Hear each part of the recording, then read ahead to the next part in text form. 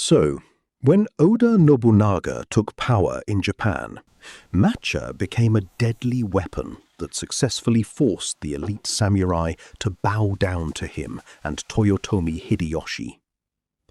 This history began in the 12th century, when matcha arrived from China as a secret technology hidden inside the bag of a traveling monk named Isai. At that time, matcha was purely a medicine. It wasn't seen as a delicious drink like it is today, but rather as a raw, bitter potion meant to keep the mind sharp, awake and calm. But the dark side of matcha slowly began to show. This happened in the 13th century. Once everyone realized the power of matcha, it suffered a terrible fate. This sacred drink was suddenly treated as a gambling tool by the elite and wealthy samurai. These crazy samurai would wager their fortunes, lands, houses, and antique weapons just to guess which region the matcha was grown in. Imagine walking into a matcha cafe today, and the barista asks you, "Take a sip of this." If you can guess where it's from, your order is free. If you can't, I keep your money. You can just picture it back then, when matcha was dragged out of the temples and forced into gambling dens. It had to be served in gold-lined bowls and risked in extreme high-stakes games, completely turning matcha into an object of elite greed. So, in 1488, Murata Juko stepped up as the man who stopped this madness.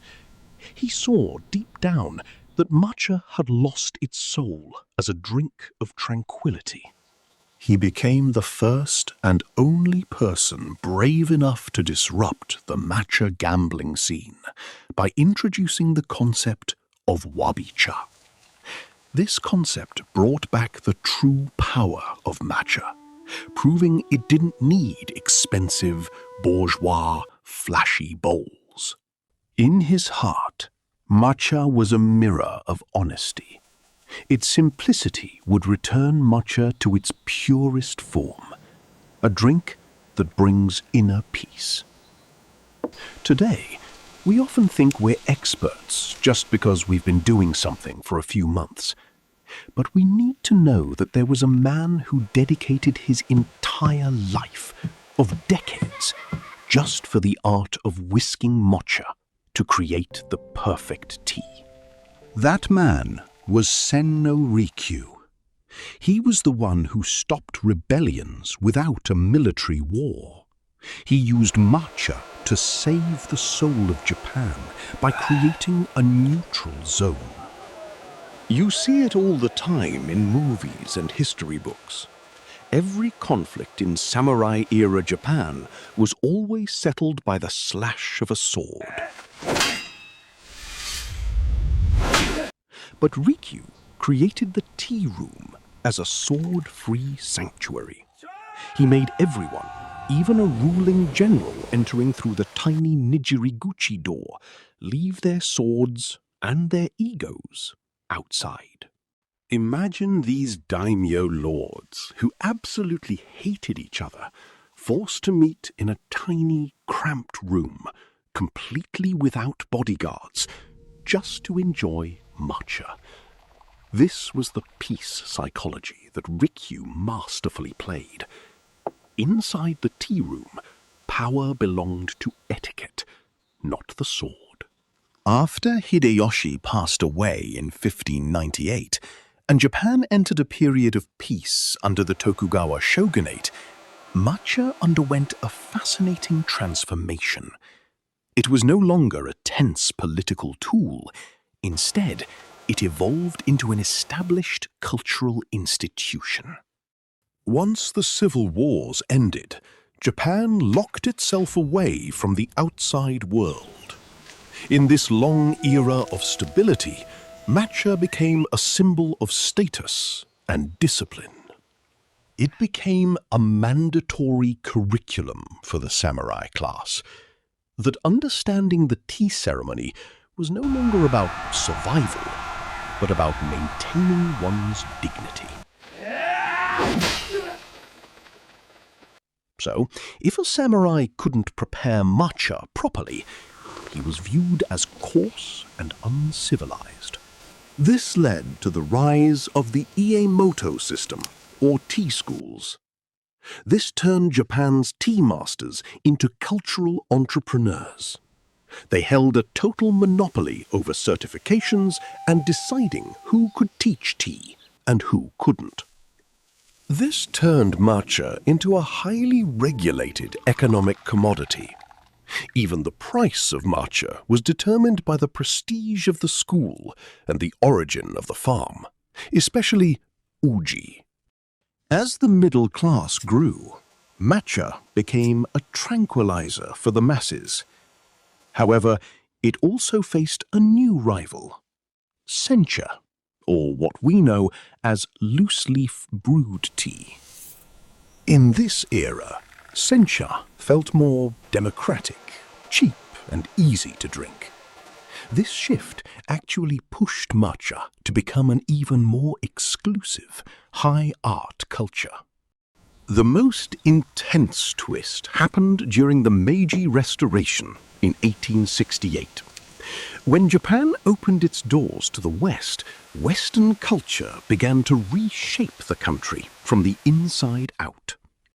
Many Japanese people started viewing anything traditional as outdated. This backlash almost killed matcha, leaving it forgotten. Modern Japanese society at the time preferred Western coffee or tea. The Western influence created a fast-paced paradigm shift, meaning the slow, meticulous Japanese tea ceremony was dismissed as a waste of time by a younger generation desperate to adopt technology and industrialization. Matcha, which for hundreds of years had been the ultimate symbol of elegance, was suddenly viewed as an irrelevant relic. Many tea gardens were abandoned, and tea masters lost their financial backing from the samurai class. On the brink of World War I, matcha made an incredible comeback thanks to a genius cultural strategy. Japanese intellectuals realized that if they became completely westernized, they would lose their identity as Japanese people. Between 1900 and 1914, the Japanese government integrated the tea ceremony into the school curriculum for young women. Matcha was no longer about war or politics. It was rebranded as civilized womanhood. An educated woman was expected to serve matcha gracefully. They transformed the tea ceremony into a representation of the Japanese soul to showcase to the international world. In The Book of Tea by Okakura Kakuzo, which became a global bestseller in the West, matcha was marketed as a symbol of peace, beauty, and a unique Japanese spirituality that the West lacked. By the time World War I broke out in 1914, matcha had successfully transformed into a pillar of national culture. It was no longer just tea, it was a cultural monument. Japan had managed to turn matcha from something ancient into something essential. In the late 80s and early 90s, many traditional tea houses and modern coffee shops in Japan began experimenting. They mixed concentrated matcha with hot or cold milk to attract younger customers who found traditional matcha too bitter. That legendary company names is Gion Tsujiri, which is established since 1860 in Kyoto, were among the ones that aggressively promoting matcha in its modern form. They realized that for matcha to stay economically relevant, it couldn't just sit inside traditional tea ceremony rooms. So they started creating matcha-based menus, like matcha ice cream, matcha parfaits, and of course, the matcha latte, to hook tourists. They were the commercial saviors of Japanese matcha in the modern era. Alongside them, corporate giants like Ito En has stepped up to join the trend. From the 1980s through the 1990s, they pioneered ready-to-drink green tea in cans and bottles. When they noticed the Japanese consumer trend shifting toward milk tea, they researched and marketed milk-blended green tea variants. This is exactly what made the concept of matcha with milk a completely normal staple in Japanese vending machines to this very day.